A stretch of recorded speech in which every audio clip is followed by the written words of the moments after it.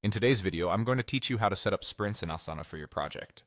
We'll walk through a simple, reliable way to structure sprints using fields and sections so your team can see exactly what's happening and when. Start by opening your browser on your computer and heading to asana.com. Click Log In and sign into your account. Once you're in, look to the left sidebar and click Projects. From there, choose the project where you want to set up your sprint workflow.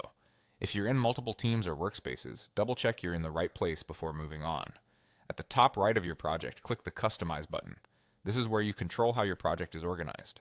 Click Fields, then click Add Field. Select Create New Field. You'll be asked to choose a type. Pick either number or dropdown. Number is great if you want to tag tasks with a sprint number like 1, 2, or 3. Dropdown is ideal if you prefer labels like Sprint 1, Sprint 2, and so on. Name the field sprint and click Create. This custom field makes it easy to filter and sort tasks by sprint later. Next, switch to the structural view where sprint buckets shine. Click Overview if you need to orient yourself, then choose either Timeline or Board. Both of these views support sections that clearly group work. To create your sprint containers, click Add Section. Name the first one Sprint 1 and press Enter. Click Add Section again, name it Sprint 2, and press Enter. You can add more later, but starting with 2 helps you plan the immediate cycle and the one that follows. Now populate your sprints. Drag tasks into the section that matches the sprint they belong to. This gives everyone a quick visual of what's in the current sprint versus what's queued next.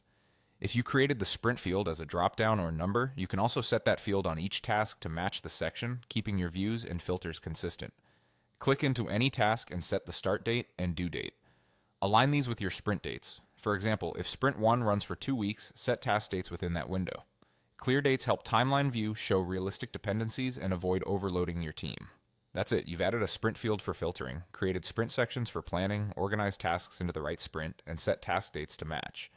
This lightweight setup is easy to maintain, works across views, and makes sprint planning transparent for everyone.